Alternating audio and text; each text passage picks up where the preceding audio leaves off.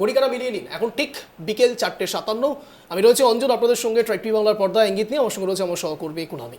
মূল যে বিষয়ের দিকে আজ আমরা আলোকপাত করব তা হলো সুপ্রিমে সাময়িক স্বস্তি পেয়েছে চাকরিহারারা। অর্থাৎ সুপ্রিম কোর্টে ইতিমধ্যেই একটু সময়সীমা বাড়ানো হয়েছে, আর ঠিক সেই সময়সীমা বাড়ানোতে চাকরিহারারা সাময়িক স্বস্তি পেল। গ্রুপ সি এবং গ্রুপ ডি তাদের কিন্তু এখনও বহাল সেই দুর্ভোগ, অর্থাৎ তারা কিন্তু চাকরি পাচ্ছেন না। উল্টো দিকে রাজ্যের ক্ষেত্রে হয়তো সময়সীমা বাড়ানোর জন্য একটু হলো স্বস্তি পেয়েছে রাজ্য সরকারও। অর্থাৎ যে 3 মাসের সময়সীমা দেওয়া হয়েছিল সেই 3 মাসের সময়সীমা থেকে বেড়ে উল্টো 9 মাসের সময়সীমা বরাদ্দ হলো রাজ্যের ক্ষেত্রে এবং চাকরিহারাদের ক্ষেত্রে। এবার দেখার ঠিক কী কারণের জন্য এই সব নির্দেশ দেওয়া হলো সুপ্রিম কোর্টের পক্ষ থেকে। আজ ঠিক প্রধান বিচারপতি সঞ্জীব খান্না তিনি সরাসরি বললেন যে তারা, বিশেষ করে সুপ্রিম কোর্ট, রাজ্যের শিক্ষা ব্যবস্থা নিয়ে যথেষ্ট চিন্তিত। তার কারণ একের পর এক সব যোগ্য হোক কিংবা অযোগ্য শিক্ষক যারা রয়েছেন তারা স্কুল থেকে তারা বিরতি নিয়েছেন। খুব স্বাভাবিকভাবেই সেই স্কুলগুলোর, সেই বিদ্যালয়গুলোর পঠন পাঠন কীভাবে হচ্ছে প্রশ্নের মুখে, ছাত্রছাত্রীদের ভবিষ্যৎ প্রশ্নের মুখে। এমন সব বিষয়ের ওপর চাকরিহারা হয়েছেন সেই সব শিক্ষকরা, সেই প্রত্যেকটি বিষয় অত্যন্ত গুরুত্বপূর্ণ। কখনো হয়েছে বিজ্ঞান থেকে, অর্থনীতি থেকে, এবং বিজ্ঞানের মধ্যেও আবার কেউ অঙ্ক, কেউ ফিজিক্যাল সায়েন্স, কেউ বা লাইফ সায়েন্স অর্থাৎ ভৌতবিজ্ঞান, জীবনবিজ্ঞান, সব ক্ষেত্রেই কিন্তু অনেকটাই পিছনে সরে গিয়েছিল শিক্ষা ব্যবস্থা। ঠিক সেই জায়গা থেকে চিন্তার ভাঁজ পড়েছিল সেই সব শিক্ষা ব্যবস্থা এবং তার সঙ্গে সঙ্গে সেই সব পড়ুয়াদের ওপর। এবার ঠিক সেই জায়গায় আমাদের প্রথম প্রতিবেদন আপনাদের সামনে রাখছি, তারপর আরও বিস্তারিত আলোচনা করছি। দেখুন, 2016 সালের এসএসসির 26,000 চাকরি বাতিলে মধ্যশিক্ষা পর্ষদের আবেদনে সাড়া দিল সুপ্রিম কোর্ট। সুপ্রিম কোর্টের প্রধান বিচারপতি সঞ্জীব খান্না ও বিচারপতি সঞ্জয় কুমারের বেঞ্চ জানিয়ে দিল, চিহ্নিত অযোগ্য নন এমন শিক্ষকরা আপাতত স্কুলে যেতে পারবেন। প্রধান বিচারপতির বেঞ্চের নির্দেশ, আগামী 31শে মের মধ্যে রাজ্যকে হলফনামা দিয়ে জানাতে হবে তারা চলতি বছরেই নিয়োগ প্রক্রিয়া শেষ করবে। 31শে ডিসেম্বরের মধ্যে পরীক্ষা নিয়ে শেষ করতে হবে নিয়োগ প্রক্রিয়া। ফলে যাদের যোগ্য ও অযোগ্য বলে চিহ্নিত করা যায়নি সেই সমস্ত শিক্ষকদের চাকরি আপাতত বহাল রইল। বিচারপতির নির্দেশ, নিয়োগ প্রক্রিয়া শেষ না হওয়া পর্যন্ত নবম, দশম এবং একাদশ, দ্বাদশ শ্রেণীতে পড়াতে পারবেন দাগী অযোগ্য নন এমন চাকরিহারা শিক্ষকরা। সুপ্রিম কোর্টের নির্দেশ, 1 সপ্তাহের মধ্যে নিয়োগ প্রক্রিয়া শুরু করতে হবে। 31শে ডিসেম্বর 2025-এর মধ্যে নতুন নিয়োগ প্রক্রিয়া সম্পন্ন করতে হবে। নতুন রুল ফ্রেম তৈরি করতে হবে। 31শে মের মধ্যে নতুন নিয়োগের বিজ্ঞপ্তি জারি করতে হবে। বিজ্ঞাপনের কপি সহ হলফনামা 31শে মের মধ্যে আদালতে জমা দিতে হবে। যে সমস্ত শিক্ষকদের যোগ্য ও অযোগ্য বলে চিহ্নিত করা যায়নি, নতুন নিয়োগ প্রক্রিয়া সম্পন্ন না হওয়া পর্যন্ত তারা আপাতত চাকরিতে বহাল থাকবেন। এই নির্দেশ শুধুমাত্র নবম, দশম, একাদশ, দ্বাদশ শ্রেণীর শিক্ষক শিক্ষিকাদের জন্য।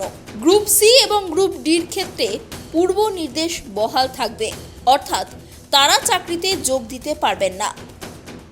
আদালতের পর্যবেক্ষণ, গ্রুপ সি ও গ্রুপ ডিতে প্রচুর অবৈধ নিয়োগ রয়েছে, সেই কারণে তাদের কাজে ফেরার নির্দেশ দেওয়া হয়নি। নির্দিষ্ট সময়ের মধ্যে যদি বিজ্ঞাপন দিয়ে নিয়োগ প্রক্রিয়া শুরু না হয় তাহলে রাজ্য সরকার, পর্ষদ প্রত্যেকের বিরুদ্ধে কড়া ব্যবস্থা গ্রহণ করবে সুপ্রিম কোর্ট। আর্থিক জরিমানাও করা হতে পারে। কড়া নির্দেশ প্রধান বিচারপতি সঞ্জীব খান্নার। Bureau report, tribe TV Bangla. 26,000 চাকরি বাতিলে মধ্যশিক্ষা পর্ষদ আবেদন জানিয়েছিল সুপ্রিম কোর্টের কাছে, আর সেই আবেদনে সাড়া দিল সুপ্রিম কোর্ট। অর্থাৎ চাকরিহারাদের একাংশ যারা চিহ্নিত নয় অযোগ্য বলে, তারা কিন্তু এখনো আপাতত স্কুলে যেতে পারবেন, এমনটাই কিন্তু জানিয়ে দিয়েছে সুপ্রিম কোর্ট। তবে সুপ্রিম কোর্টের এই নির্দেশের পর একাংশ খুশি হলেও চাকরিহারাদের একাংশ কিন্তু খুশি নয়। তারা কোর্টের নির্দেশও কিছু রয়েছে, আমরা সেই নির্দেশগুলো একবার পড়ে শোনাই। প্রথমত একবার বলবো বিস্তারিত চালাতে, সুপ্রিম কোর্টের নির্দেশ ঠিক কি বলা হচ্ছে। 1 সপ্তাহের মধ্যে নিয়োগ প্রক্রিয়া শুরু করতে হবে। দ্বিতীয়ভাবে যে নির্দেশ দেওয়া হয়েছে সুপ্রিম কোর্টের পক্ষ থেকে, 31শে ডিসেম্বর 2025-এর মধ্যে নতুন নিয়োগ প্রক্রিয়া সম্পন্ন করতে হবে, নতুন রুল ফ্রেম তৈরি করতে হবে, এবং তার সঙ্গে সঙ্গে আরও নির্দেশ দেওয়া হয়েছে সুপ্রিম কোর্টের পক্ষ থেকে 31শে মের মধ্যে নতুন নিয়োগের বিজ্ঞপ্তি জারি করতে হবে। হাতে রইল 31শে ডিসেম্বর, কিন্তু 31শে মের মধ্যে সবকিছু বিজ্ঞপ্তি জারি করতে হবে। এই কারণে কপি সহ হলফনামা 31শে মের মধ্যে সব দিতে হবে। যে সমস্ত শিক্ষকদের যোগ্য অযোগ্য বলে চিহ্নিত করা যায়নি, নতুন নিয়োগ প্রক্রিয়া সম্পূর্ণ না হওয়া পর্যন্ত তারা আপাতত চাকরিতে বহাল থাকলেন।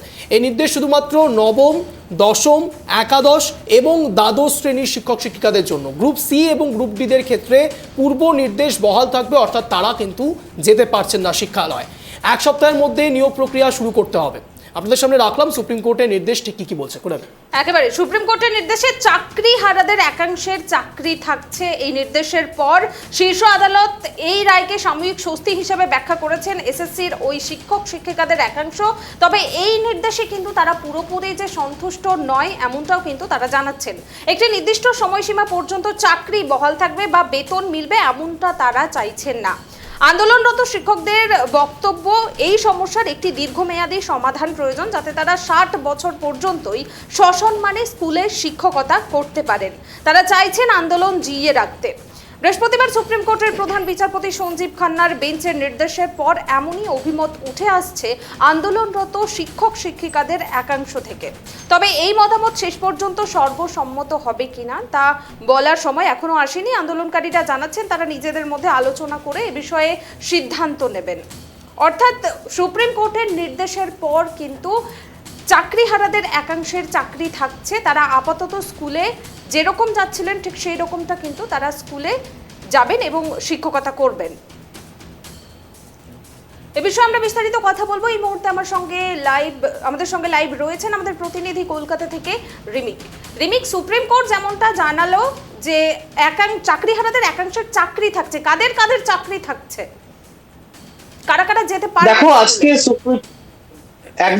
সুপ্রিম কোর্টের আজকে প্রধান বিচারপতির বেঞ্চ যেটা পরিষ্কার বলে দিয়েছে যে নবম, দশম, একাদশ, দ্বাদশ এই 4টে ক্লাসের যারা চাকরি হারাচ্ছিলেন শিক্ষক শিক্ষিকা এবং যাদেরকে যোগ্য অযোগ্য বলে চিহ্নিত করা যায়নি, তাদের কিন্তু চাকরিটা আপাতত বহাল থাকছে। আপাতত কথাটা জোর দিচ্ছি এই কারণেই আপাতত বহাল থাকছে, কেননা সুপ্রিম কোর্টের নির্দেশ একটা মানবিক দিক থেকে সেটা সুপ্রিম কোর্ট বলেছে যে এবং রাজ্যে এবং মধ্যশিক্ষা পর্ষদের যে দাবিটা ছিল এই গত 3রা এপ্রিল এবং গত 22শে এপ্রিল যখন কলকাতা হাইকোর্টের ডিভিশন বেঞ্চ বিচারপতি দেবাংশু বসাকের ডিভিশন বেঞ্চ যখন এই প্যানেলটা বাতিল করেছিল প্রায় 25,753 জনের, এবং তারপরে সুপ্রিম কোর্টে যখন গত 3রা এপ্রিল এই রায়টা বাতিল হয়, এই প্যানেলটা রাজ্যের পক্ষ থেকে, মধ্যশিক্ষা পর্ষদের পক্ষ থেকে এবং কমিশনের পক্ষ থেকে যেটা বারবার বলা হয়েছিল যে একসঙ্গে যদি এই প্রায় 26,000 শিক্ষকের বা অশিক্ষক কর্মচারীদের যদি চাকরি বাতিল হয়ে যায় তাহলে গোটা রাজ্যের শিক্ষা ব্যবস্থাটা কোল্যাপস করবে, অর্থাৎ ভেঙে পড়বে। কারণ স্কুলগুলোতে রাজ্যে প্রায় 60-62,000 স্কুল রয়েছে। সেই স্কুল থেকে যদি হঠাৎ করে এতজন শিক্ষক শিক্ষিকা চাকরি চলে যায় বা এতজন অশিক্ষক কর্মচারী নন টিচিং স্টাফদের যদি চাকরি চলে যায়, তাহলে ক্লাস করাবে কারা বা স্কুলের যে প্রতিদিনের ক্লারিক্যাল কাজগুলো থাকে সেগুলো করবে কারা? ফলে গোটা শিক্ষা ব্যবস্থা ভেঙে পড়তে পারে। সেই আবেদন জানিয়েই কিন্তু মধ্যশিক্ষা পর্ষদ সুপ্রিম কোর্টের দ্বারস্থ হয়েছিল গত 3রা এপ্রিলের রায়টাকে করে আবেদন জানিয়েছিল পুনর্বিবেচনা, যে যারা টেন্টেড নয়, অর্থাৎ যাদেরকে এখনো পর্যন্ত যোগ্য অযোগ্য বলে চিহ্নিত করা যায়নি বা আলাদা করা যায়নি, সেই সংখ্যক শিক্ষক শিক্ষিকা, অর্থাৎ যারা টেন্টেড, অর্থাৎ যারা দাবি, যাদেরকে ইতিমধ্যেই অযোগ্য বলে চিহ্নিত করা গেছে তারা নয়, যাদেরকে চিহ্নিত করা যায়নি, অর্থাৎ এখনো যে অংশটার মধ্যে চাল কাপড় মিশে আছে, সেই শিক্ষকদের চাকরি বহাল রাখার জন্য পুনর্বিবেচনা করার জন্য আবেদন জানিয়েছিল মধ্যশিক্ষা পর্ষদ সুপ্রিম কোর্টে। আজকে সুপ্রিম কোর্টের প্রধান বিচারপতি সঞ্জীব খান্না এবং বিচারপতি সঞ্জয় কুমারের বেঞ্চ কিন্তু জানিয়েছে সেই দিকটা বিবেচনা করে যে এই পর্ষদের আবেদনে যে আর্জি ছিল তাতে কিন্তু সুপ্রিম কোর্ট সাড়া দিয়েছে। বলেছে কি, সুপ্রিম কোর্ট বলেছে যতদিন না নতুন নিয়োগ প্রক্রিয়া সম্পন্ন হচ্ছে ততদিন এই যোগ্য অযোগ্য যাদের চিহ্নিত করা যায়নি সেই সংখ্যক শিক্ষক শিক্ষিকারা তারা যে যার স্কুলে যেতে পারবেন, তারা পড়াতে পারবেন, ক্লাস নিতে পারবেন এবং তারা বেতন পাবেন। এবং যেটা বলা হচ্ছে একটি বিষয় এখানে দর্শকদের উদ্দেশ্যে পরিষ্কার করে দেওয়া দরকার, তাহলে যেসব চাকরিহারারা আপাতত চাকরিটা হারিয়েছিলেন তাদের ক্ষেত্রে আপাতত স্বস্তি বাড়লো, কিন্তু রাজ্যের তরফে কি স্বস্তি সত্যি আসছে নাকি তাদের চাপা টেনশন, চাপা চিন্তা আরো বাড়লো? তার কারণ এই যোগ্য এবং অযোগ্যদের তালিকা তো এখনো বের হয়নি। চাল কাপড় এখনো আলাদা করা যায়নি, তাহলে সেক্ষেত্রে রাজ্যের বুকে এখনো সেই চাপা অস্বস্তি থেকেই যাচ্ছে, তাই তো? অঞ্জন, একটা কারেকশন করবো, তুমি যেটা বলেছো চাকরি হারা আপাতত নিশ্চিত সব চাকরি হারা নয়, কিন্তু যোগ্য অযোগ্য যারা গ্রুপ সি গ্রুপ ডি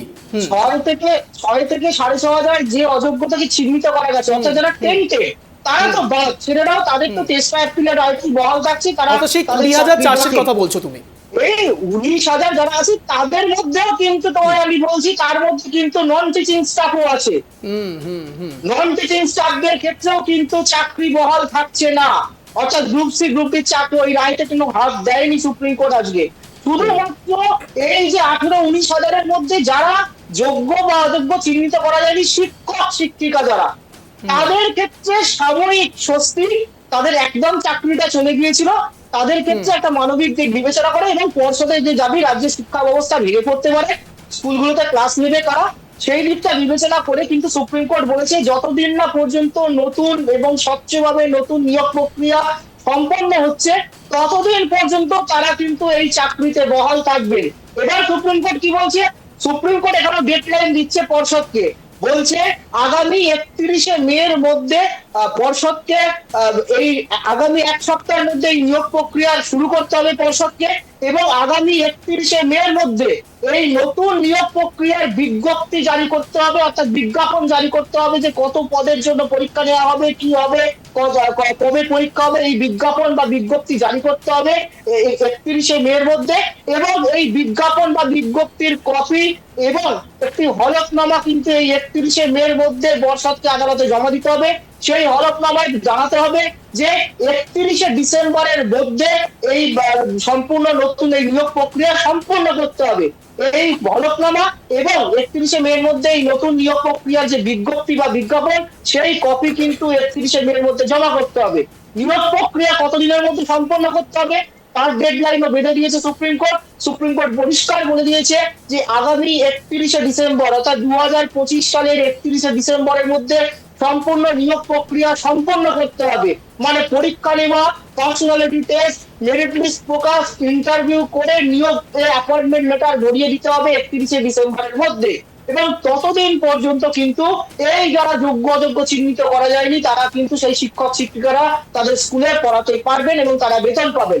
অর্থাৎ যাদেরকে যোগ্য অযোগ্য চিহ্নিত করা যায়নি সেই সমস্ত শিক্ষক শিক্ষিকারা আগামী 31শে ডিসেম্বর অব্দি তাদের চাকরিটা বহাল রইল, কিন্তু তারপর কিন্তু তাদের চাকরি কিন্তু থাকবে না, এটা কিন্তু পরিষ্কার। সুপ্রিম কোর্ট তার পরবর্তী পদক্ষেপ হিসাবে কিছু বলেনি। অর্থাৎ যতদিন না এই যে 31শে ডিসেম্বরের মধ্যে নিয়োগ প্রক্রিয়া সম্পূর্ণ করার কথা বলা হয়েছে, এক্ষেত্রে যাদের যাদের চাকরি আপাতত থাকলো সুপ্রিম কোর্টের নির্দেশে তারা সবাই কি সেই পরীক্ষায় বসতে পারবে? দেখো, এটা সুপ্রিম কোর্টের আগের নির্দেশেই বলা ছিল যে যারা যোগ্য অযোগ্য, এই যে সংখ্যাটা বলা হচ্ছে যারা যোগ্য অযোগ্য চিহ্নিত করা যায়নি, আনটেন্টেড যারা, তারা কিন্তু এই নতুন নিয়োগ প্রক্রিয়ায় অংশ নিতে পারবেন, পরীক্ষায় বসতে পারবেন। কিন্তু যারা টেন্টেড, যারা ইতিমধ্যেই চিহ্নিত হয়ে গেছেন যে এক্সাম করে মেয়াদ উত্তীর্ণ প্যানেল থেকে বা সাদা খাতা জমা দিয়ে টাকার বিনিময়ে চাকরি পেয়েছিলেন, যারা চিহ্নিত, তারা কিন্তু কোন নিয়োগ প্রক্রিয়ায় অংশ নিতে পারবেন না, তাদের চাকরি চলে গেল। এবং কলকাতা হাইকোর্টের গত 2024 সালের 22শে এপ্রিলের যে অর্ডার ছিল, যেটাকে আপিল করেছে সুপ্রিম কোর্টের চিফ জাস্টিসের বেঞ্চ, অর্থাৎ যারা টাকা দিয়ে চাকরি পেয়েছিল প্রমাণিত হয়েছে তাদের উইথ 12% ইন্টারেস্ট এই এতদিনের বেতন ফেরত দিতে হবে, সেটা কিন্তু বহাল থাকছে। এইবার কথা হচ্ছে এই যে যারা 31শে ডিসেম্বর অব্দি চাকরি রইল, 31শে ডিসেম্বর অব্দি তারা মাইনে পাবে, তারপর কিন্তু তাদের চাকরিটা থাকবে না। তার ততদিনে তারা এই নতুন নিয়োগ প্রক্রিয়ায় তারা আবার পরীক্ষায় বসতে পারবে। যদি তারা পরীক্ষায় পাস করে, যদি তারা ভাইভা পার্সোনালিটি টেস্ট পাস করে, অ্যাকর্ডিং টু মেরিট লিস্টে নাম আসে, তারা তাদের চাকরিটা পাবে। তাহলে তারা কিন্তু 31শে ডিসেম্বরের পরও কিন্তু যদি তাদের নাম ওঠে, যারা পাবে চান্স তারা চাকরি করবে। এবং সেক্ষেত্রে আরেকটা তোমার একটা ধোঁয়াশার জায়গা থেকে যাচ্ছে যে তুমি যে প্রশ্নটা কুনালি করলে যে যারা অযোগ্য যোগ্য বলে চিহ্নিত হয়নি, যাদের চাকরি বহাল থাকলো 31শে ডিসেম্বর পর্যন্ত, তারা যদি পরীক্ষায় বসে যদি আবার চাকরি পান তাহলে কি তাদের সার্ভিস ব্রেক হবে নাকি তাদের সার্ভিস কন্টিনিউ হবে? এই জায়গাটায় কিন্তু এখনো ধোঁয়াশা থেকে গেছে। তবে আশা করা যায় যে ভবিষ্যতে পর্ষদ বা কমিশন এই জায়গায় সুপ্রিম কোর্টের থেকে ক্লারিফিকেশন চাইবে কেননা আগের নির্দেশে সুপ্রিম কোর্ট বলেছিল যে কোনো সার্ভিস ব্রেক হবে না, মানে যারা তোমার ইন হাউস মানে যাদের অন্য ডিপার্টমেন্ট থেকে পরীক্ষা দিয়ে এখানে চাকরি পেয়েছিল, অন্য ডিপার্টমেন্টে সরকারি চাকরি ছেড়ে দিয়েছিল রাজ্য সরকারি, তারা কিন্তু আবার সেই পুরোনো জায়গায় ফিরে যেতে পারবে, সেদের ক্ষেত্রে তাদের সার্ভিস ব্রেক হবে না বলেছিল। কিন্তু এই ক্ষেত্রে যে সমস্ত যোগ্য বা অযোগ্য প্রার্থী যারা চিহ্নিত হয়নি, তারা যদি নতুন নিয়োগ প্রক্রিয়ায় বসে তারা যদি আবারও চাকরি পায়, সেক্ষেত্রে কি তাদের সার্ভিস ব্রেক হবে নাকি সার্ভিস কন্টিনিউ হবে, এরকম একাধিক বিষয়ে কিন্তু এখনো ধোঁয়াশা থাকছে। সেই বিষয়গুলো হয়তো ভবিষ্যতে হবে, কিন্তু আপাতত একটা স্বস্তি যে 31শে ডিসেম্বর পর্যন্ত এই যোগ্য অযোগ্য যাদের চিহ্নিত করা যায়নি সেই আনটেন্টেড চাকরিওয়ালারা চাকরিটা করবেন, তারা বেতন পাবেন, কিন্তু 31শে ডিসেম্বরের পর কিন্তু তাদের চাকরিটা থাকছে না, এটা নিশ্চিত। এই যে সুপ্রিম কোর্টের এই নির্দেশের পরে যাদের চাকরি আপাতত বহাল থাকলো 31শে ডিসেম্বর পর্যন্ত, সেই চাকরি হারাদের একাংশ চাকরি যারা পেলো তারা কি বলছেন, তাদের কি প্রতিক্রিয়া নিয়ে, তারা কি খুশি হয়েছেন? দেখো কুনামি, তারা কিন্তু প্রথম থেকে যে 3রা এপ্রিল যে রায়টা হয়েছিল, দেখো এই আন্দোলন কিন্তু আরো জোরদার হবে। এবার এই আন্দোলনটা কিন্তু ভাগ হয়ে গেল। কেন ভাগ হয়ে গেল, যে কথাটা অঞ্জন একটু আগে বলছিল, যে যারা গ্রুপ সি গ্রুপ বিতে কিন্তু চাকরি কন্টিনিউ করলো না সুপ্রিম কোর্ট, তাদের কোনো ছাড় দিল না, তাদের ক্ষেত্রে রায়টা বহাল রইল 3রা এপ্রিলে, তাদের কোনোভাবে পরীক্ষায় বসার সুযোগ নেই, এবং তাদের কিন্তু চাকরি ফেরত, তাদের চাকরি আপাতত থাকছে না, তাদের চাকরি চলেই গেল। ফলে তাদের একটা আন্দোলন এবার হবে যে যদি তুমি শিক্ষক শিক্ষিকাদের যদি তুমি সুযোগ দাও তাদের 31শে ডিসেম্বর পর্যন্ত, তাহলে আমরা কি দোষ করলাম, গ্রুপ সি গ্রুপ ডিরা কর্মীরা তারা বলতে পারে।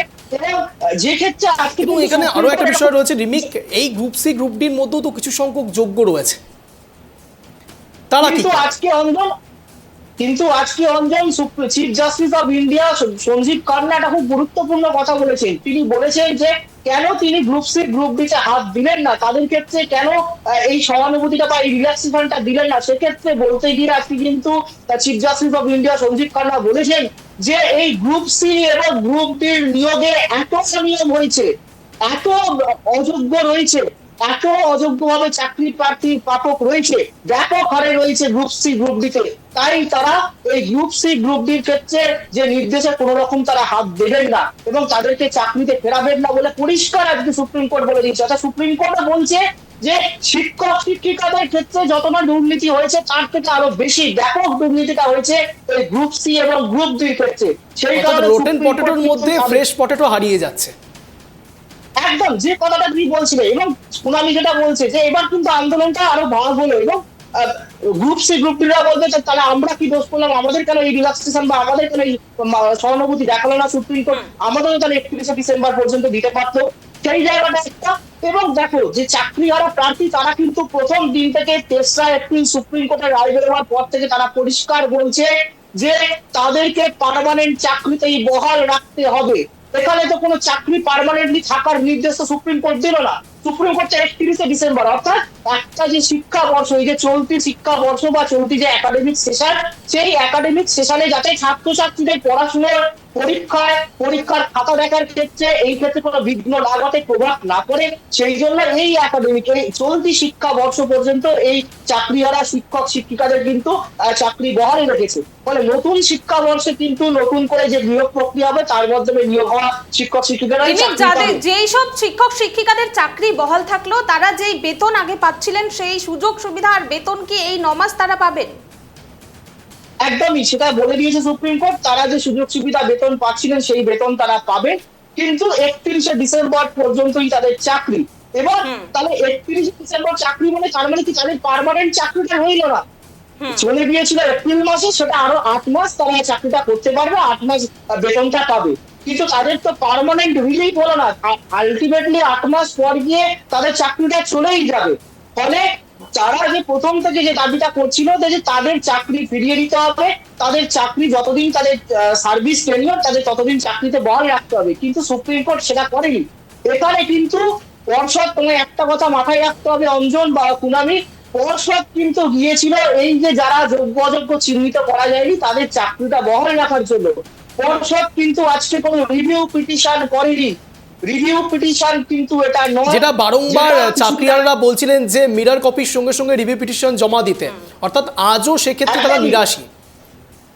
একদমই, দেখো রিভিউ পিটিশন তুমি করতে পারো কখন, যেটা দুদিন আগে রাজ্যের শিক্ষামন্ত্রী ব্রাত্য বসু একদম বিকাশ ভবনের সাংবাদিক শব্দের মুখোমুখি হয়ে বলেছেন কি, যে যোগ্য অযোগ্যদের তালিকা তৈরি করা হচ্ছে, খুব শীঘ্রই সেই তালিকা তৈরি করা হচ্ছে এবং সেই তালিকা তৈরি করে আদালতে যাওয়া হবে। তাহলে সেই তালিকা এখনো তার মানে তৈরি হয়নি, সেই জন্য এটা কিন্তু রিভিউ পিটিশন নয়, গুলিয়ে ফেলার চেষ্টা করা হচ্ছে, কিন্তু এটা পরিষ্কার বলছি এটা কিন্তু রিভিউ পিটিশন নয়, এটা শুধু যারা যোগ্য অযোগ্যদের চিহ্নিত করা যায়নি তাদের চাকরিটা ফিরিয়ে দেওয়ার জন্য, বহাল রাখার জন্য পর্ষদ একটা আবেদন করেছিল, সেই শুধুমাত্র সেই আবেদনে সাড়া দিয়েছে সুপ্রিম কোর্ট, কিন্তু রিভিউ পিটিশন এটা নয়।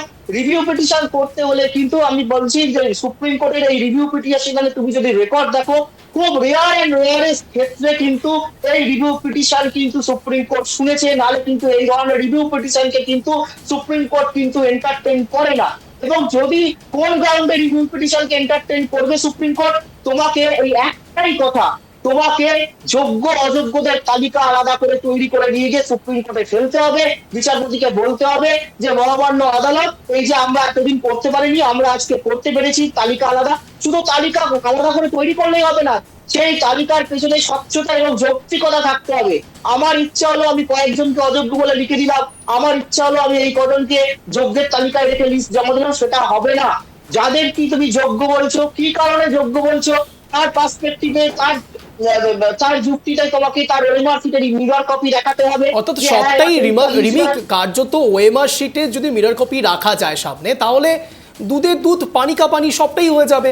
সেক্ষেত্রে রিভিউ পিটিশনও যদি জমা দেওয়া যায়, সেই রিভিউ পিটিশনে ওএমআর এর মিরর কপি দিলে পরে মহামান্য আদালত সন্তুষ্ট হবেন, যেটা এতদিন অবধি হতে পারছেন না।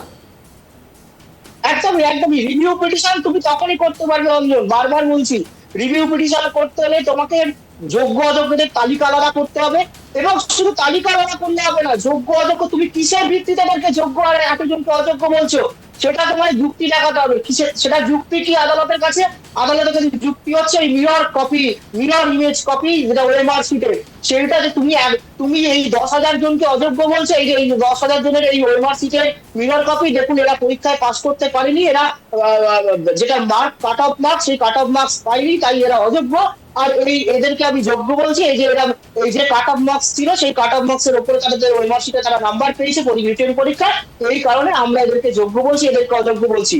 সেই যুক্তি লিস্টের সঙ্গে মিরর কপি দুটো দিতে হবে সুপ্রিম কোর্টে, তবেই কিন্তু এই রায় বদলাবে, তবেই কিন্তু সেই রিভিউ পিটিশনকে এন্টারটেইন করবে সুপ্রিম কোর্ট।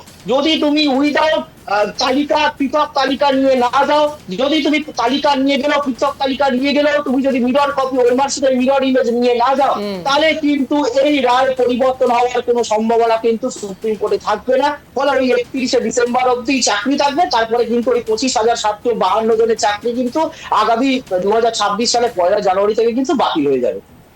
অর্থাৎ 3 তারিখ থেকে শুরু করে 17 তারিখের মাঝে এসএসসির গাফিলতি আরও একবার প্রকাশ্যে আসছে। অর্থাৎ এসএসসি এখনো পর্যন্ত না ওএমআর শিটে মিরর কপি জমা করতে পারছে না, রিভিউ পিটিশন করছে, হিউম্যানিটেরিয়ান গ্রাউন্ডে, অর্থাৎ শিক্ষা ব্যবস্থা যেন বেহাল না হয়ে পড়ে, সেক্ষেত্রে সুপ্রিম কোর্ট সাময়িক একটু স্বস্তি দিয়েছে সেসব চাকরিহারাদের। এটাই আমরা কনক্লুড করতে পারি রিভিক। দেখো একদমই, দেখো এখনো পর্যন্ত তুমি এসএসসি কে ব্যর্থ বলতে পারবে না, কারণ শিক্ষামন্ত্রী ব্রাত্য বসু আগের দিন পরিষ্কার বলেছেন যে তাদের কিছুটা সময় লাগছে, তারা কিন্তু এই যোগ্য অযোগ্যের তালিকা তৈরি করে ফেলবেন এবং সেই প্রক্রিয়া কাজ চলছে। এখন সেদিক থেকে দেখতে গেলে রিভিক 1 বছর ধরে তারা চেষ্টা করছে, এখনো পর্যন্ত তারা দিতে পারেনি, এবং এই পর্যায়ে দাঁড়িয়ে থেকেও এই প্রশ্ন কিন্তু সুপ্রিম কোর্টে উঠবে অঞ্জন, যখন সুপ্রিম কোর্টে এই রিভিউ পিটিশন করবে কমিশন, এই যোগ্য অযোগ্যদের তালিকা তৈরি করে নিয়ে গিয়ে বা মিরর কপি নিয়ে গিয়েও যদি রিভিউ পিটিশন করে, তাহলে এই প্রশ্ন উঠবে যে গত 3 বছর ধরে কলকাতা হাইকোর্টের সিঙ্গেল বেঞ্চ তৎকালীন বিচারপতি জাস্টিস অভিজিৎ গাঙ্গুলির বেঞ্চে যখন মামলাটা ছিল, তখন আপনারা কেন এই যোগ্য অযোগ্যের তালিকা দিতে পারেননি, তখন কেন মিরর কপি নেই বলে বলেছেন? যখন 1 বছর ধরে যখন বিচারপতি দেবাংশু বসাকের ডিভিশন বেঞ্চে মামলা চললো, তখন আপনারা কেন এই যোগ্য অযোগ্যের তালিকা তৈরি করে দিতে পারলেন না? আপনারা বললেন মিরর ইমেজ নেই, কেন সুপ্রিম কোর্টেও যখন মামলা চললো তখন আমরা কেন বলতে পারলেন না যে যোগ্য অযোগ্যের তালিকা তৈরি করে দিতে পারলেন না, এবং কেন মিরর ইমেজ কপি নেই বলুন? তাহলে আজকে কি করে আপনারা যোগ্য অযোগ্যের তালিকা তৈরি করলেন? আজকে কোথা থেকে তাহলে সেই মিরর ইমেজ কপি এলো? সেই প্রশ্নের মুখেও কিন্তু পর্ষদকে বা কমিশনকে কিন্তু করতে হবে। ফলে রাস্তা খুব একটা সহজ নয়, যেদিক থেকেই যাক এখন কিন্তু তা পর্ষদ বা কমিশন কিন্তু চাপে, এবং দেখার কত দ্রুততার সঙ্গে এবং কত স্বচ্ছতার সঙ্গে কমিশন এই যোগ্য অযোগ্যের তালিকা উইথ ওএমআরসিটের মিরর ইমেজ কপি নিয়ে তারা রিভিউ পিটিশন করছে, সেটাই এখন দেখার বিষয়। অঞ্জলি, অনেক ধন্যবাদ রিমিক সঙ্গে থাকার জন্য, সময় দেওয়ার জন্য, এতটা ডিটেলসে বোঝানোর জন্য। আশা রাখি যেসব দর্শকরা ইতিমধ্যে ইঙ্গিত দেখছেন, একটি বিষয় অত্যন্ত সুস্পষ্ট হয়েছে যে সুপ্রিম কোর্টের নির্দেশ ঠিক কী দেওয়া হয়েছে, রাজ্যের ক্ষেত্রে সত্যিই স্বস্তি বেড়েছে নাকি চাপা অস্বস্তি বাড়ছেন, আর চাকরি হারাদের সাময়িক স্বস্তি সত্যিই থাকলো নাকি এখনো পর্যন্ত ভাগ্য পেন্ডুলামের মতো ঝুলছে। তার কারণ আপনাদের অনেকগুলো বিষয় এতক্ষণ পর্যন্ত আমরা আলোচনা করে সামনে রেখেছি। এবার তার যদি সারসংক্ষেপ হয় তাহলে ঠিক কী কী দাঁড়াতে পারে। দেখুন, এই মুহূর্তে দাঁড়িয়ে চাকরিহারারা সাময়িক স্বস্তি পেয়েছে। অন্তত 31শে ডিসেম্বর অবধি সেই সব চাকরিহারারা যারা অযোগ্য বলে বিবেচিত হননি, অর্থাৎ যাদেরকে পুরোপুরি অযোগ্য বলে বিবেচিত করেছিল এসএসসি হলফনামাতে, সেই সব অযোগ্যদের বাদ দিলে পরে যে সংখ্যাটা পড়ে থাকে সেই সংখ্যার মধ্যে প্রত্যেকের 31শে ডিসেম্বর অবধি চাকরি বহাল থাকছে। শুধু তাই নয়, সেই সব যোগ্য অযোগ্য অর্থাৎ যাদেরকে চাল এবং কাকড় হিসেবে আলাদা আলাদা করা যায়নি, সেই সব যোগ্য এবং অযোগ্যরাও কিন্তু আবারও চাকরি দেওয়ার সুযোগ পাবেন। অর্থাৎ সে জায়গায় সুপ্রিম কোর্ট যেহেতু এখনো পর্যন্ত কে যোগ্য কে অযোগ্য এটা বিচার করতে পারেননি, এবং তার সঙ্গে সঙ্গে এসএসসিও বিচার করতে পারেনি যে কে যোগ্য কে অযোগ্য, খুব স্বাভাবিকভাবেই এই বাকি সংখ্যা তারা প্রত্যেকেই কিন্তু আবারও চাকরি দেওয়ার সুযোগ পাবেন। অর্থাৎ এক্ষেত্রে দাঁড়িয়ে চাকরিহারারা সাময়িক স্বস্তি পেলেও একটি দুর্ভাগ্যের খবর, একটি দুঃসংবাদও রয়েছে, তা হলো গ্রুপ সি এবং গ্রুপ ডি যারা কর্মী রয়েছেন তারা কিন্তু চাকরিটা আর ফেরত পাচ্ছেন না। অর্থাৎ 31শে ডিসেম্বর অবধিও তাদের আর চাকরি নেই। অর্থাৎ 3রা এপ্রিল যে ভার্ডিক্ট দেওয়া হয়েছে সুপ্রিম কোর্টের পক্ষ থেকে, সেই ভার্ডিক্টটি শেষ বেলা অবধি গ্রুপ সি এবং গ্রুপ ডির জন্য বহাল থাকলো। এবার ঠিক সে জায়গায় গ্রুপ সি এবং গ্রুপ ডি কর্মীরা ঠিক কোন স্টেপ নেয়, পরবর্তী কী সিদ্ধান্তের দিকে তারা এগোয়, এদিকেও আমাদের নজর থাকবে। যদিও বা রাজ্য সরকার এখনো পর্যন্ত যা যা বলেছেন তার আপডেট অনুসারে 7-এর ঠিক ইনডোর থেকে যে সভা থেকে সরাসরি মুখ্যমন্ত্রী মমতা বন্দ্যোপাধ্যায় বলেছিলেন আগে যোগ্যদের হিসেবটা হোক, তারপর অযোগ্যদের আমরা দেখছি। অর্থাৎ সে জায়গায় মুখ্যমন্ত্রী মমতা বন্দ্যোপাধ্যায় আশ্বস্ত এখনও করছেন যারা চাকরি হারিয়েছেন কেউ যোগ্য হতে পারেন কেউ অযোগ্য হতে পারেন, তাদের মধ্যে গ্রুপ সি থাকতে পারে গ্রুপ ডি থাকতে পারে, নিশ্চয়ই কোনো না কোনো ব্যবস্থা করবেন মুখ্যমন্ত্রী মমতা বন্দ্যোপাধ্যায়। অন্তত তার কথা অনুসারে, মুখ্যমন্ত্রী মমতা বন্দ্যোপাধ্যায়ের কথা অনুসারে আমরা সবাই হয়তো একটু হলেও আশ্বস্ত হতে পারি এবং আপনাদের সামনেও সুসংবাদ রাখতে পারি। কিন্তু সময় এখন একটা ছোট্ট বিরতির, ফিরছি বিরতির পর, কোথাও যাবেন না, দেখতে থাকুন ট্রাইব টিভি বাংলা ইঙ্গিত। ফিরে এলাম বিরতির পর, আপনারা দেখছেন এই মুহূর্তে ইঙ্গিত। আর আজ আমরা প্রত্যেকটি বিষয় ধরে ধরে আপনাদের সামনে বিশ্লেষণ করলাম, যেখানে কার্যত সুপ্রিম নির্দেশ কি দেওয়া হয়েছে, কাদের চাকরি বহাল থাকছে, কাদের চাকরি যাচ্ছে এবং কাদের চাকরি অন্তত 31শে ডিসেম্বর অবধি বহাল থাকছে। সেক্ষেত্রে চাকরিহারারা কি আদৌ স্বস্তিতে রয়েছে, তারা কি স্বস্তি পাচ্ছেন? আমি একেবারে এখানে কিন্তু বলা যেতে পারে এই আন্দোলন কিন্তু এখন আবার বাড়বে, দুদিকে আন্দোলনটা চলে গেল। কারণ একদিকে যখন যাদের চাকরি বহাল থাকলো, অর্থাৎ চাল আর কাকড় যেখানে আলাদা করা যায়নি, যারা যোগ্য এবং অযোগ্য রয়েছে তাদেরকে আলাদা করা যায়নি, তাদের তো সবার চাকরি থাকলো, কিন্তু এই যে গ্রুপ ডি এবং সি তাদের ক্ষেত্রে মানবিকতার খাতিরে কেন দেখা হলো না, কেন তাদের চাকরি 31 ডিসেম্বর পর্যন্ত অন্তত বহাল রাখা হলো না? এবং সেক্ষেত্রে কিন্তু সুপ্রিম কোর্ট কিন্তু পুরোপুরি পরিষ্কার করে দিচ্ছে সেই বিষয়ে। সঞ্জীব খান্নার ডিভিশন বেঞ্চ কার্যত তিনি বলে দিচ্ছেন যে এ জায়গা থেকে যোগ্য অযোগ্য যেমন বিচার করা যাচ্ছে বাকিদের ক্ষেত্রে, গ্রুপ সি এবং গ্রুপ ডির ক্ষেত্রে কিন্তু আলাদা করে বিচার করা যাচ্ছে না। তার মানে তার অর্থ হচ্ছে এত পরিমাণ সেখানে অযোগ্য রয়েছে যে সেখান থেকে গুটি কয়েক যোগ্যকে বিচার করা সম্ভব নয়। অর্থাৎ সেক্ষেত্রেও একেবারে সেক্ষেত্রে চাল কাকড় আলাদা করা যাচ্ছে না আমি স্বাভাবিকভাবেই, সেই জন্যই গ্রুপ সি এবং গ্রুপ ডিদের চাকরি কিন্তু বহাল থাকছে না। শিক্ষক শিক্ষিকাদের ক্ষেত্রে বলা যাচ্ছে যে সেখানেও দুর্নীতি হয়েছে, কিন্তু সেখানে যেই পরিমাণ দুর্নীতি হয়েছে তার থেকে অনেক গুণ বেশি দুর্নীতি কিন্তু হয়েছে গ্রুপ ডি আর সির ক্ষেত্রে। আর তার কারণেই কিন্তু তাদের একেবারেই সম্ভব হচ্ছে না তাদের কারা যোগ্য কারা অযোগ্য, আর সেই কারণেই কিন্তু তাদের ক্ষেত্রে মানবিকতার খাতিরে কিন্তু এই নির্দেশটা দেওয়া যায়নি বলেই কিন্তু জানিয়েছে সুপ্রিম কোর্ট। আর এমন নির্দেশের পর কিন্তু যেমন যাদের চাকরি বহাল থাকছে তাদের একাংশ যদিও খুশি নয়, তারা বলেছে তাদের আন্দোলন চালিয়ে যাবে। অপরদিকে এই যে সব গ্রুপ ডি গ্রুপ সি কর্মীদের চাকরি পুরোপুরি বাতিল হয়ে গেল, তারাও কিন্তু নতুনভাবে আন্দোলনে নামতে পারে বা নামবে বলাই বাহুল্য। এবার এখানে কিন্তু অনেকগুলো প্রশ্ন আসবে কোনো আমি, তা হলো 31শে ডিসেম্বর পর্যন্ত বহাল থাকছে সেই সব শিক্ষকরা তাদের আবারও তাদের পূর্বস্থল অর্থাৎ শিক্ষা ব্যবস্থার যে মূল কাণ্ডারি বিদ্যালয় সেখানে কিন্তু তারা পৌঁছে যেতে পারছেন, কিন্তু 31শে ডিসেম্বরের পরে যে প্রশ্নটা আসছে অর্থাৎ তাদের প্রত্যেককে আবারও চাকরির পরীক্ষা দিতে হবে, অর্থাৎ সেখানে রিটেন টেস্ট থাকবে, তারপরে সেখানে ভাইবা ভয়েস থাকবে, অর্থাৎ ইন্টারভিউ প্রসেস থাকবে। সেক্ষেত্রে সাক্ষাৎকার এবং রিটেন টেস্টের পর তারা কি সত্যি আবার চাকরিটা পাবেন? এরকম তো অনেকের ক্ষেত্রেই হতে পারে যারা হয়তো প্রিপারেশন নিতেই পারবেন না, হতেই পারে, তার কারণ ডিসেম্বর অবধি তারা সময় পাচ্ছেন এবং সেই জায়গায় তাদেরকে চাকরিও করতে হচ্ছে, অর্থাৎ তাদেরকে বিদ্যালয়েও যেতে হচ্ছে, তাদেরকে অন্তত 6 থেকে 7 ঘন্টা অন্তত পড়াশুনোর কাজে থাকতে হচ্ছে, অর্থাৎ পড়াতে হচ্ছে, এবং তারপরে গিয়ে তারা বাড়িতে গিয়ে প্রিপারেশন নিচ্ছেন এবং তারপরে 31শে ডিসেম্বরের পরে তারা গিয়ে এক্সাম দিতে পারবে, অর্থাৎ পরীক্ষা কেন্দ্রে যেতে পারবেন। এবার সে জায়গায় তাদের পদ্ধতিগত দিক থেকে তারা কতটা প্রিপারেশন নিতে পারবেন এটাও কিন্তু একটা বড়সড় প্রশ্ন রয়েছে। অর্থাৎ সেক্ষেত্রে যারা একসময় সত্যি সত্যি পরীক্ষা দিয়ে চাকরিটা পেয়েছিলেন 2016 সালে, তারা তো যথেষ্ট কষ্ট করে রক্ত জল ঘাম সব এক করে কার্যত তারা এক্সামটা দিয়েছিলেন এবং পরীক্ষা পাশ করেছিলেন এবং তারা পরীক্ষা পাশ করে তারা চাকরিটা করছিলেন। সে জায়গায় এখন তাদেরকে নতুন করে যখন আবার প্রিপারেশন নিতে হবে তখন ঠিক সেক্ষেত্রে সত্যিই কি তারা এই সব যোগ্যদের মধ্যে থেকে যারা সত্যিই যোগ্য এই তালিকার মধ্যে তাদেরকে আবার পরীক্ষা দিয়ে তারা আবার অযোগ্য প্রমাণিত হয়ে যাবে না? তো এটাও কিন্তু একটা বড় সমস্যা, তার কারণ তারা হয়তো সেই প্রিপারেশনটাই নিতে পারবে না। একেবারে এটা জানার জন্য আমাদের তো অপেক্ষা করতে হবে 31শে ডিসেম্বর পর্যন্ত, কারণ যারা চাকরি হারিয়েছে তাদের একাংশ যদিও এই কথাটা বারবার বলছেন যে একসময় যে মাধ্যমিক পরীক্ষা দিয়ে টপার হয়েছে, একসময় যে মাধ্যমিক পরীক্ষা দিয়ে ভালো রেজাল্ট করেছে, তার পক্ষে কিন্তু 10 বছর পর কখনোই সম্ভব নয় আবারও প্রস্তুতি নিয়ে পরীক্ষা দিয়ে পাশ করা, এমনটা কিন্তু তারা বলছেন। আর সেই কারণেই কিন্তু চাকরিহারাদের একাংশ, অর্থাৎ যারা আবারও আজকে চাকরি পেলেন সুপ্রিম কোর্টের নির্দেশে, যাদের চাকরি বহাল থাকলো, তারা কিন্তু অসন্তুষ্ট প্রকাশ করেছেন এবং তাদের যে এই যে ধর্মতলায় যে ওয়াই চ্যানেলে আন্দোলন চলছে, বিক্ষোভ অবস্থান চলছে, সেটি কিন্তু তারা চালিয়ে যাবেন বলেও জানিয়েছেন।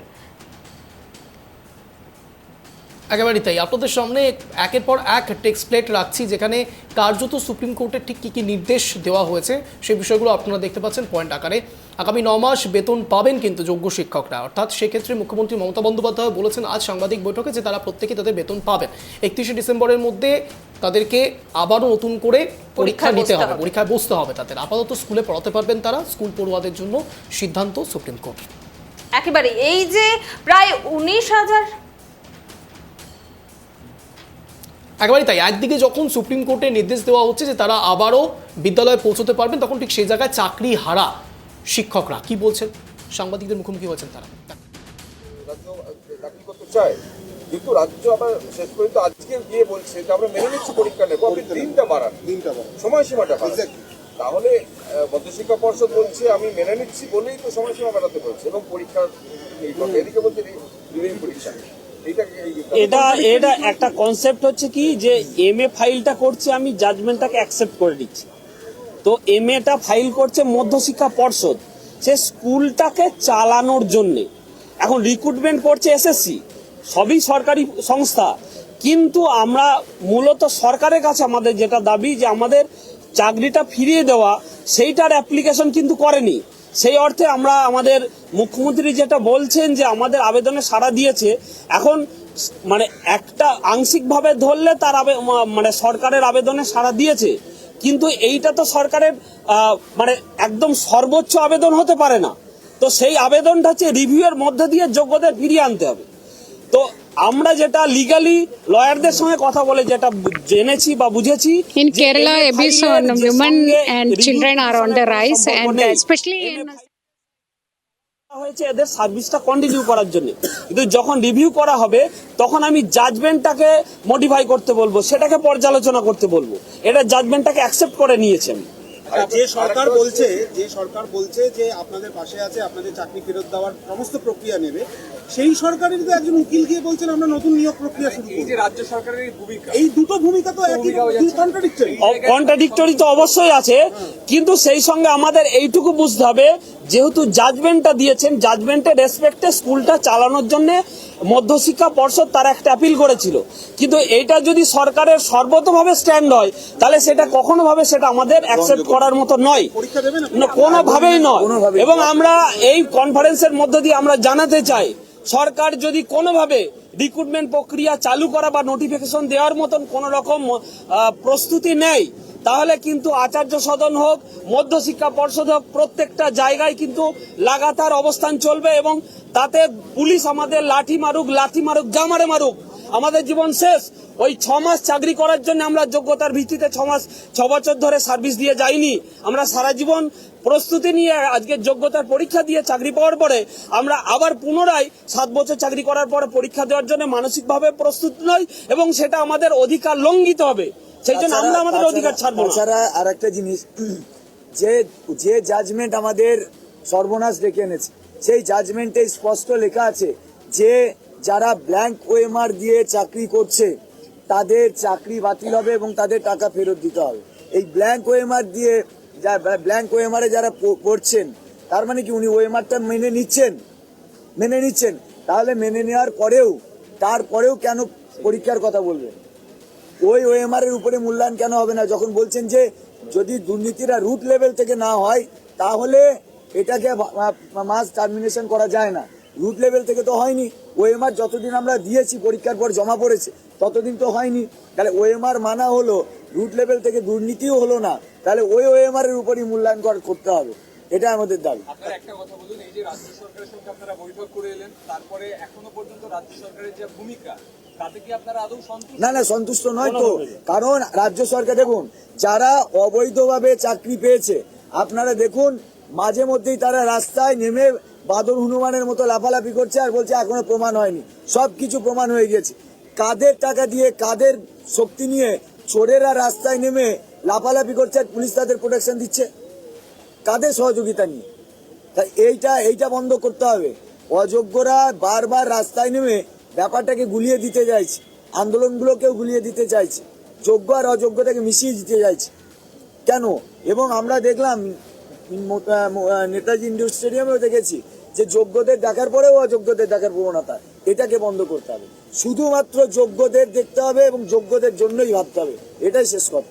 আপনারা স্কুলে ফিরবেন, কাল থেকে স্কুলে পড়াতে যাবেন? যেহেতু কোর্ট অর্ডার আছে তাই স্কুলে ফিরবো, মানে স্কুলেই গিয়ে বসে থাকবো এমন নয়, আমরা একটা সিস্টেমেটিক ওয়েতেই চালাবো।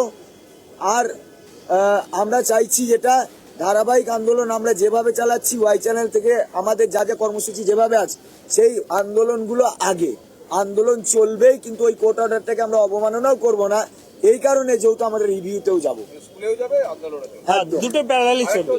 শিক্ষামন্ত্রীর সঙ্গে বৈঠকে শিক্ষামন্ত্রী বলেছিলেন যে একটা যোগ্য অযোগ্যের তালিকা তিনি প্রকাশ করবেন এবং 1 সপ্তাহ টাইম নিয়েছিলেন, সেইটা তো এখনো পর্যন্ত প্রকাশ হলো না, কি বলবেন? ওই জন্যই তো 21 তারিখে আমরা যাচ্ছি আবার, কারণ 21 তারিখে তো লাস্ট ডেডলাইন দেওয়া ছিল, আমরা তো সুযোগ দিয়েছিলাম।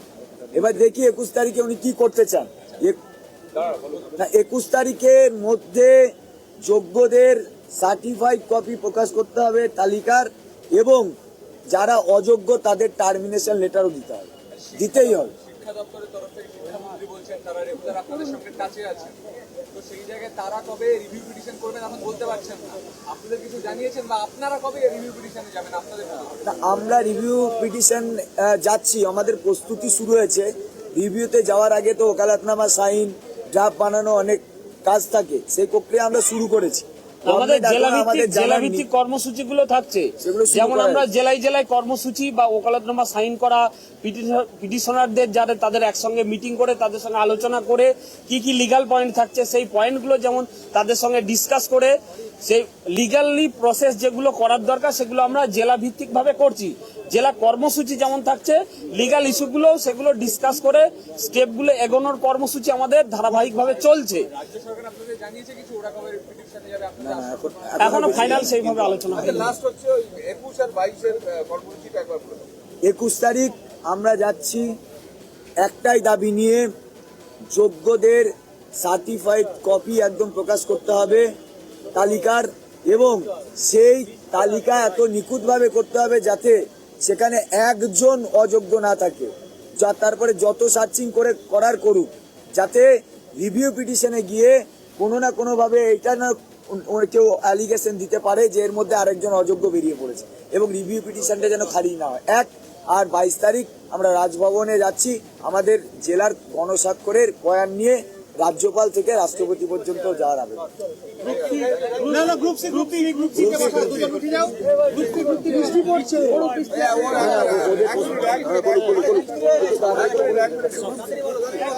তোমাদের যে এটা থেকে বাদ দিয়ে রাখলো, এটাকে কি বলবে?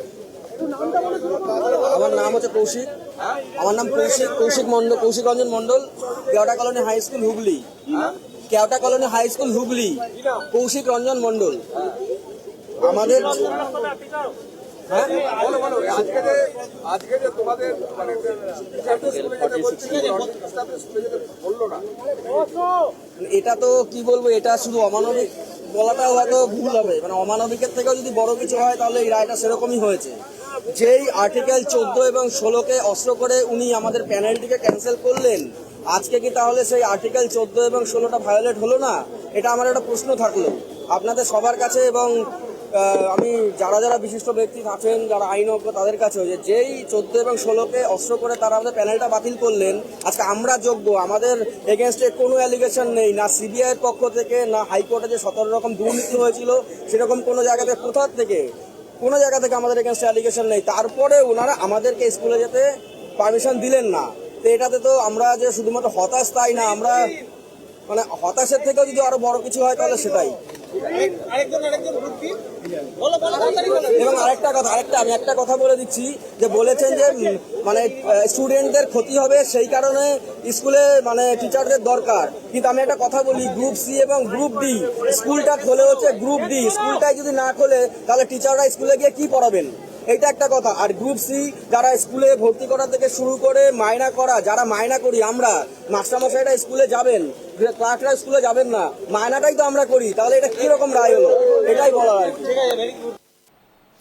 আমরা যেমনটা দেখলাম, সুপ্রিম কোর্টের নির্দেশে চাকরিহারাদের একাংশের চাকরি থাকছে, অর্থাৎ যেই 5,000 অযোগ্য শিক্ষক শিক্ষিকা যাদের চিহ্নিত করা গিয়েছে তাদের বাদে বাকি যাদের চিহ্নিত করা যায়নি 19,000, বলা যেতে পারে যারা যোগ্য এবং অযোগ্য হিসেবে চিহ্নিত করা যাচ্ছে না যাদেরকে, তাদের কিন্তু চাকরি বহাল থাকছে। আর সে নিয়ে সুপ্রিম কোর্ট নির্দেশ দিয়েছে এবং আগামী 31শে ডিসেম্বর পর্যন্ত তারা শিক্ষকতা করতে পারবেন, বিদ্যালয়ে যেতে পারবেন, বাচ্চাদেরকে পড়াতে পারবেন বলেই কিন্তু নির্দেশ দিয়েছে সুপ্রিম কোর্ট।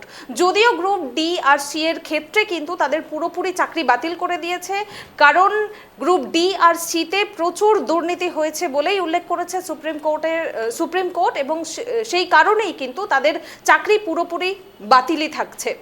অর্থাৎ চাকরিহারাদের একাংশ যারা ধর্নায় বসেছিল, যারা বিক্ষোভ আন্দোলন করছিল, তাদের একাংশ কিন্তু এই সুপ্রিম কোর্টের রায়ে সন্তুষ্ট থাকলেও একাংশ কিন্তু তারা বলছেন যে সুপ্রিম কোর্টের এই রায়ে তারা সন্তুষ্ট নয়, এবং 7 বছর শিক্ষকতা করার পর আবারও পরীক্ষায় বসার মতো তাদের মানসিক প্রিপারেশন নেই বলেই কিন্তু তারা জানাচ্ছেন। এবং তারা স্কুলে যাবেন, যেহেতু সুপ্রিম কোর্টের নির্দেশ, তারা এমনটা জানাচ্ছেন, কিন্তু তারপরেও তাদের এই যে আন্দোলন, এটা কিন্তু জারি থাকছে। একেবারে অনেকটা এরকমভাবে আমরা ব্যাখ্যা করতে পারি ইকোনমি, যেখানে হয়তো আমার ক্যান্সার ধরা পড়েছে, কিন্তু ক্যান্সারের সময়সীমা 8 মাস বেড়েছে, অর্থাৎ আমার আজ মরে যাওয়ার কথা ছিল, কিন্তু 8 মাস পরে আমি মরছি, কিন্তু আমি মরছি, এটা কনফার্ম। কিন্তু সে জায়গায় এই যে 8 মাস সময় আমি পেলাম, এই সময়সীমার ধরে আমরা বলতে পারি যে আমরা একটু বেঁচে রয়েছি। ঠিক সে জায়গায় রাজ্যের পরিস্থিতিও অনেকটাই একই রকম। চাকরিহারারা যারা সাময়িক স্বস্তি পেয়েছেন বলে সবাই দাবি করছে, ঠিক সে জায়গায় চাকরিহারাদের সরাসরি সাংবাদিকদের মুখোমুখি হয়ে তারা যেটা বলছেন সেটা আপনাদের সামনে রাখলাম। তারা এখনও বলছেন যে তারা কোনো রকম স্বস্তিতে নেই। উল্টো তাদের মধ্যে অনেকের মধ্যে এই প্রশ্নটা রয়েছে যে এই 31শে ডিসেম্বরের মধ্যে যেই চাকরির প্রক্রিয়া করা হবে, সেখানে যে ভ্যাকেন্সি ছাড়া হবে, যে বিজ্ঞপ্তি জারি করা হবে, সেই বিজ্ঞপ্তিতে কি নতুনরাও অ্যাপ্লাই করতে পারবে? এটাও কিন্তু অনেক বড়সড় প্রশ্ন। অর্থাৎ এই বিজ্ঞপ্তি অনুসারে, এই 31শে মে অনুসারে শুধুমাত্র যাদের চাকরি গিয়েছে তারাই কি সেখানে জয়েন করতে পারবেন, অর্থাৎ সেখানে ফর্ম ফিল আপ করতে পারবেন, নাকি অন্য কেউ নতুনরাও এখানে ফর্ম ফিল আপ করতে পারবেন? এটাও কিন্তু ধোঁয়াশার বিষয়। আর ঠিক সে জায়গায় শিক্ষামন্ত্রী ব্রাত্য বসু কি বলছেন, কি বক্তব্য রাখছেন সাংবাদিকদের মুখোমুখি হয়ে, শোনাব।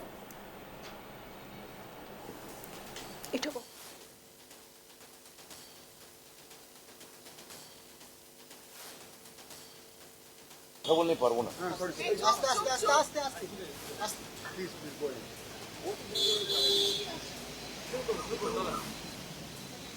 না, আমি প্রথমত মাননীয় সুপ্রিম কোর্ট এবং মাননীয় প্রধান বিচারপতিকে আমি কৃতজ্ঞতা এবং ধন্যবাদ জানাবো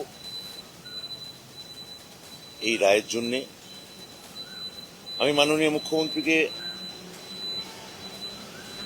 আমি নমস্কার জানাই এবং বলি যে তিনি এই কেসটা আগাগোড়া পর্যবেক্ষণে রেখেছিলেন এবং আজকে মহামান্য সুপ্রিম কোর্ট যে রায় দিয়েছেন তাতে আপৎকালীন একটা স্বস্তি নিশ্চয়ই পাওয়া গেছে, কিন্তু এই স্বস্তি সাময়িকই। মহামান্য আদালত যা বলেছেন সেই অনুযায়ী আমাদের এটা একটা প্রাথমিকভাবে আমাদের পক্ষে আশাজনক বা ইতিবাচক খবর, কিন্তু যতক্ষণ না বঞ্চিত এবং যোগ্য শিক্ষক আইনি পরামর্শ সমেত আইনি সহযোগিতা এবং মুখ্যমন্ত্রীর তত্ত্বাবধানে যতক্ষণ না আমরা তাদের পূর্ণ মর্যাদা ফিরিয়ে দিতে না পারছি যোগ্য বঞ্চিতদের, ততক্ষণ আমাদের কোনো স্বস্তি নেই। আমরা এটা শেষ পর্যন্ত দেখব, যাতে আমরা মাননীয় মুখ্যমন্ত্রী যেমন বলেছেন আমরা যাতে ওদের পাশে আইনি সহায়তা দিয়ে পূর্ণভাবে পাশে থাকতে পারি। কালকে যারা যারা স্কুলে যাবেন কালকে সেই তালিকাটা কিভাবে তৈরি হবে, তারা যোগ্য কিভাবে যাবে সেটা কি না, শিক্ষকদের ক্ষেত্রে তো আলাদা কোনো তালিকার কথা মহামান্য সুপ্রিম কোর্ট বলেননি, ফলে এই প্রশ্ন ওঠে না।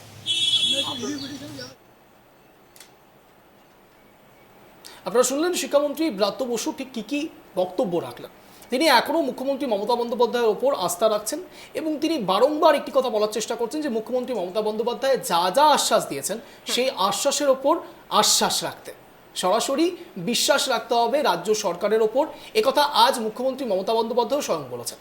আজ যখন তিনি নবান্নের সভাঘর থেকে তার বৈঠক করছেন তখন ঠিক সে জায়গায় সংবাদ মাধ্যমের থ্রুতে সমস্ত চাকরিহারাদের মেসেজ দিয়েছেন, বার্তা দিয়েছেন মুখ্যমন্ত্রী মমতা বন্দ্যোপাধ্যায়। বোঝানোর চেষ্টা করেছেন যে রাজ্য সরকারের ওপর আস্থা রাখতে রাজ্য সরকার সর্বৈবভাবে চাকরিহারাদের পাশে রয়েছে। আর ঠিক সে জায়গায় যেসব চাকরিহারারা এখনও পর্যন্ত চাকরিতে বহাল থাকলেন সেই সব চাকরিহারারা কি সত্যিই স্বস্তিতে থাকলেন, এটাই এখন সবচেয়ে বড় প্রশ্ন।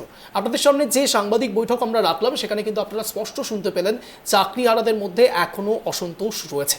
দেখুন, 7 তারিখে যখন মুখ্যমন্ত্রী মমতা বন্দ্যোপাধ্যায় বৈঠক করেছিলেন সেক্ষেত্রেও চাকরিহারারা যথেষ্ট অসন্তোষ প্রকাশ করেছিলেন। তারপরের ঘটনাক্রম আপনাদের প্রত্যেকের জানা, সরাসরি লাঠিচার্জের শিকার হয়েছিলেন সেই সব চাকরিহারারা এবং তার সঙ্গে সঙ্গে এই পর্যায়ে দাঁড়িয়ে থেকে আজও কিন্তু মুখ্যমন্ত্রী মমতা বন্দ্যোপাধ্যায় বলছেন যে চাকরিহারাদের সঙ্গে আবারও বৈঠক করবেন। একেবারেই, অর্থাৎ শেষ পর্যন্ত আমরা বলতে পারি সুপ্রিম কোর্টের নির্দেশে চাকরিহারাদের একাংশ, অর্থাৎ যাদেরকে যোগ্য অযোগ্য বলে বাছাই করা যায়নি তাদের চাকরি বহাল থাকলো 31শে ডিসেম্বর পর্যন্ত এবং 31শে মে অবধি কিন্তু 31শে মে পর্যন্ত কিন্তু রাজ্য সরকারকে নিয়োগ প্রক্রিয়ার বিজ্ঞপ্তি প্রকাশ করতে হবে এবং এই যে যোগ্য অযোগ্য শিক্ষক রয়েছেন তাদেরকে আবারও পরীক্ষায় বসতে হবে এবং 31শে ডিসেম্বরের আগেই কিন্তু নিয়োগ প্রক্রিয়া সম্পূর্ণ করতে হবে রাজ্য সরকারকে। এবং এই যে যারা যোগ্য অযোগ্য শিক্ষক রয়েছেন 19,000, তারা কিন্তু বিদ্যালয়ে যাবেন আপাততভাবে এবং তাদের আগে যে বেতন ছিল, যেসব সুযোগ সুবিধা ছিল সেগুলো কিন্তু বজায় থাকছে। অপরদিকে গ্রুপ ডি এবং সির ক্ষেত্রে তাদের কিন্তু চাকরি বহাল থাকলো না, অর্থাৎ তাদের চাকরি বাতিলই থাকলো। এই নিয়ে এখন প্রশ্ন যে তাদের আন্দোলন কি তারা এই পর্যন্ত করবে নাকি আন্দোলন আরও তারা বাড়িয়ে নিয়ে যাবেন, এখানে কিন্তু প্রশ্ন।